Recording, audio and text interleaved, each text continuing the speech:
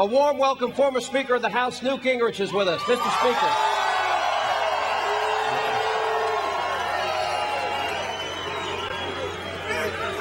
Mr. Speaker, here we are in your backyard in Georgia. We're probably, by the end of the night, going to have 20,000 people here, as you can hear. They're still coming in. What do you make of this? How do you interpret this has gone on all day around the country? Well, Sean, first of all, I want to say to you and Dave Ryan from American Solutions and everybody else who's there, what a great representation for Atlanta and for Georgia. Here we've got thousands of people at City Hall. You can't believe this is New York with this kind of turnout. Bill Fortune told me 1,500 to 2,000 people in Nashville. Another friend wrote thousands in Virginia Beach, all over the country, huge turnout. I think this is a major turning point as Americans stand up and say to their politicians, enough. No more big spending, no more big deficit, no more tax increase. Let's get government under control. You know, Mr. Speaker, I got to tell you something. I just went down the line, and if you can look at this, there's a little girl right down the line here, and it says, "Keep your hands out of my piggy bank." And it's signed right over here, Christina. And I think, yeah, you like that. I'll give you this copy after I give you. But what's amazing about this, and by the way, I assume President Barack Obama is at the White House tonight looking at all of these arrogant Americans.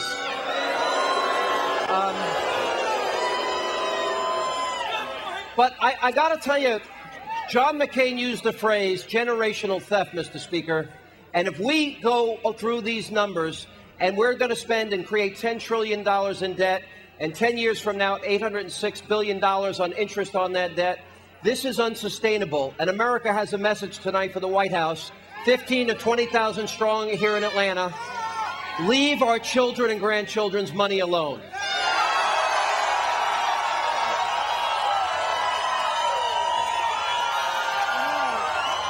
Kellen Gaida, who's the young man who organized New York, is a new businessman.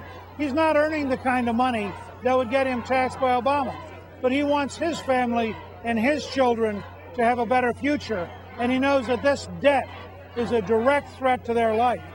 We figured out at American Solutions that if you're 20 years old this year, you're going to pay $114,000 in extra taxes for the Obama interest on the debt they're going to run up from spending. And that doesn't count the amount of interest you're going to pay for all the loan guarantees they're building. This is a key day. I hope every American across the country will call their senator and their congressman and say, beat the budget, make them write a new budget, take out the spending increases, take out the tax increases, get government under control. Yeah, I look at these families, and I got to speak to a lot. You people are wonderful, and thank you all for coming out, by the way. I mean that sincerely. But, and I got to tell you, I can't even paint the picture for people at home. Folks, it goes down 2 city blocks, down around another block, and down around the other side on the other block. I mean, it's amazing. But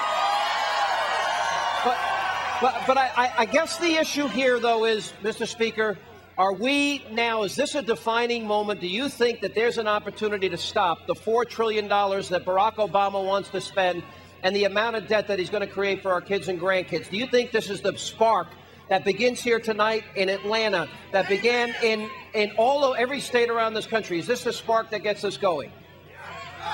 Well, Adam Waldek at American Solutions told me there are over 700 cities that have tea parties tonight.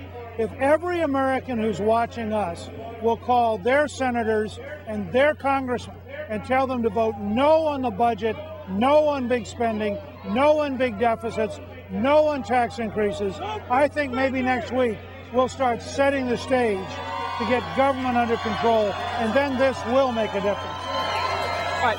But by the way, considering this is tax day, I would like to ask all the people in Atlanta and all the people in Birmingham, and we're going to check in with Neil Bortz, ladies and gentlemen, in a minute. All right?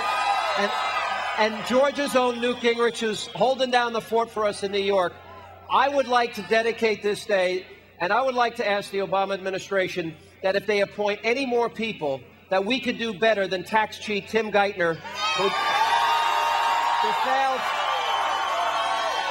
who failed to pay his taxes. And I think that ought to be a prerequisite, Mr. Speaker, on this April 15th. Do you agree with me? Well, it would be nice to have a Secretary of the Treasury who paid his taxes before he raised our taxes. And I think there's something deeper going on. I think the Congress and the President need to understand from the American people that we think it's time to control government spending, get back to a balanced budget, and get America growing again. Don't get government growing. Mr. Speaker, I want to ask you one serious question, because I am arguing, and what's amazing about what has happened today all across the country is that the American people are saying they're not thinking about themselves. They're thinking about their kids, and they're thinking about their grandkids. And they're thinking about the future of this country. And that's why everybody here and everybody in New York and around the country inspires me here. But if we're talking about this kind of debt and this kind of deficit, is this really a battle between not limited government and, less government? Obama, is this now a battle between capitalism and socialism?